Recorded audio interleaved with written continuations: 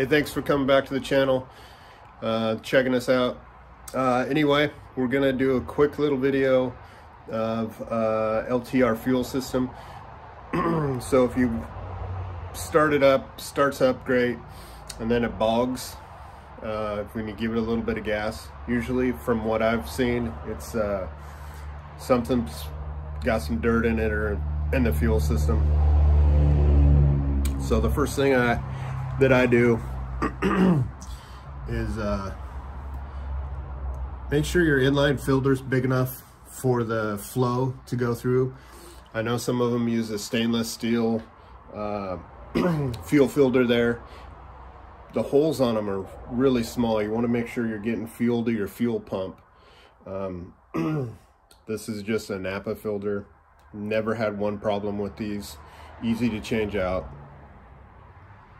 So you just want to make sure you're getting plenty of fuel to your fuel pump.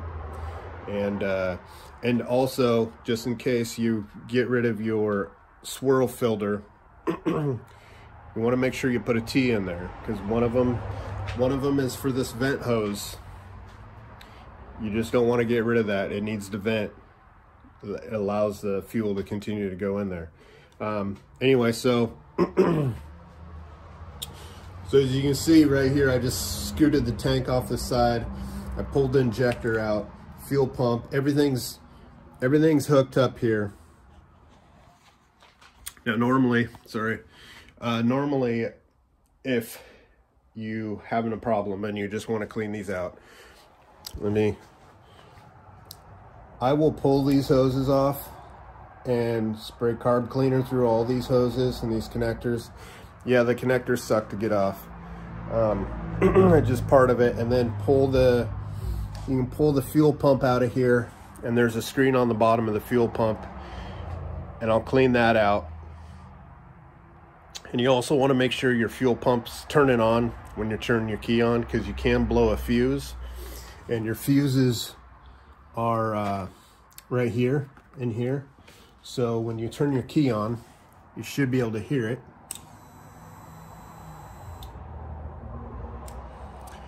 I don't know if you can hear it, but it'll turn on and then you'll know your fuel pump's running, because it primes the system. And then if you want to know what it's supposed to look like when the injector's spraying, right, because I've had this problem, let me crank it over for you and see. Let's see if I can get a good picture for you guys. Okay, there's the injector. Let me see if I can get a better shot here. Hold on.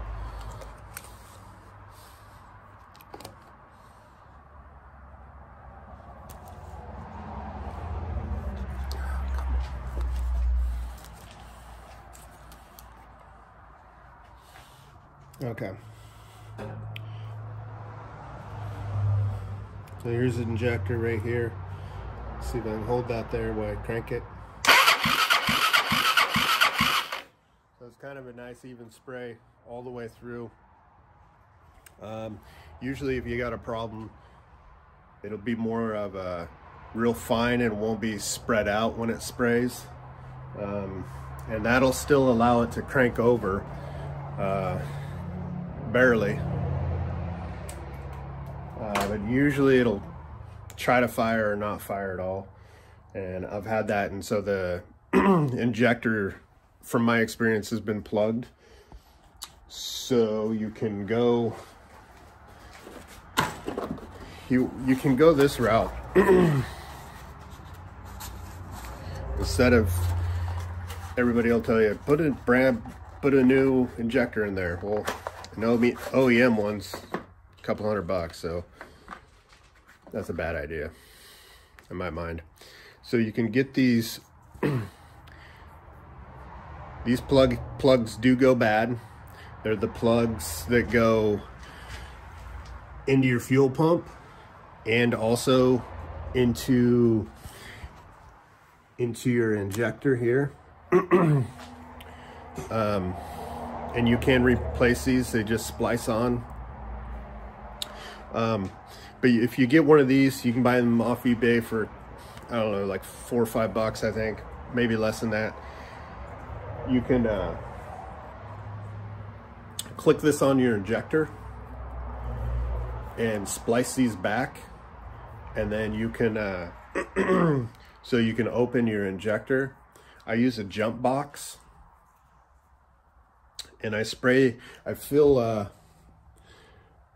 the tube right here that goes into your injector. I fill that full of carb cleaner, and then I plug this in, and then I hook my jump box up, and before I turn my jump box on, I plug my compressor in so I can blow air through, and I turn my jump box on, blow air through it, and then disengage it, because you don't want to when you're running voltage through these, you don't want it to blow or burn up your injector. So you just want to do a quick little burst through there, and that usually cleans it if there's any dirt in there.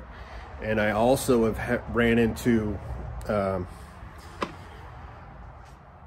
I've cleaned it all, everything looks great, put it back together, fires right up, it'll run for a couple minutes, and then it does the same thing. It bogs, you know, when you give it gas.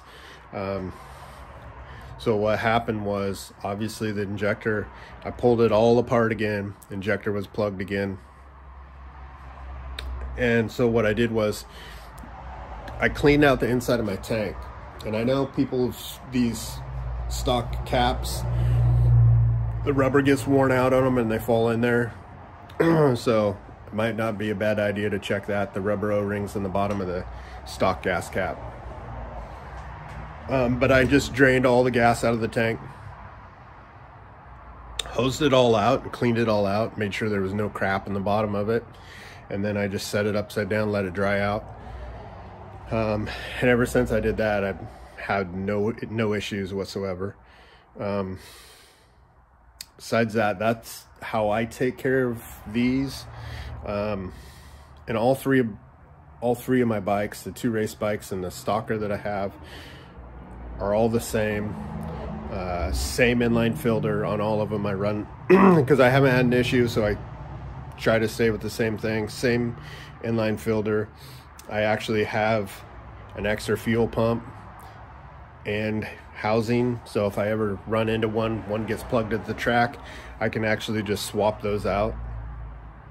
I have another injector also, but a lot of those parts are really expensive. If you go OEM, the OEM injector, I paid over 200 bucks for one, which is ridiculous, but I was in a pickle at the track. I needed one. Come to find out, that wasn't the issue. I had dirt in the fuel pump, and I didn't have an extra fuel pump at the time, and it was just a mess. But anyway, so now I run an extra one. Sometimes you can find some on eBay with people selling them for dirt cheap, and you can pick them up, especially the housing that goes on the actual fuel filter. So this housing, the whole thing, I think is 200 bucks on Rocky Mountain. So if you can find a, you know, somebody selling that on eBay or Facebook or whatever, Craigslist, you pick one of those up for dirt cheap, and then you can put a good fuel pump in there, quantum fuel pump or whatever you got. So if you had an extra one, kind of handy. Like I said, if you come into a situation where you need to swap it before motos, you got a issue, it's kind of what I do, because these things are very finicky on their fuel injection. I don't know how they do Yamahas are, but if they're the same way, I would do the exact same thing. Or you can do a carb swap and put a carburetor on it. I'm not sure how that works. I came from a Honda that had a carb. That was great too, but if you're running ethanol gas in there and you leave your bike sit, that stuff just gums up everything, and it's terrible. Unless you continuously start your bike. My Honda, I sat for 2 months and it gummed up the carburetor. So these run race gas, so I really don't have that problem, but I try to run them you know, once a month or so, start them up, make sure everything's good, run some gas through them so you don't have that issue. Anyway, I hope this was helpful. And if you got any questions or any other suggestions, I can shoot more videos of this bike here. The motor's coming out, so I figured I'd just try to do a little quick video of how I deal with this. Like I said, any questions, drop a comment, let me know what you think. Peace.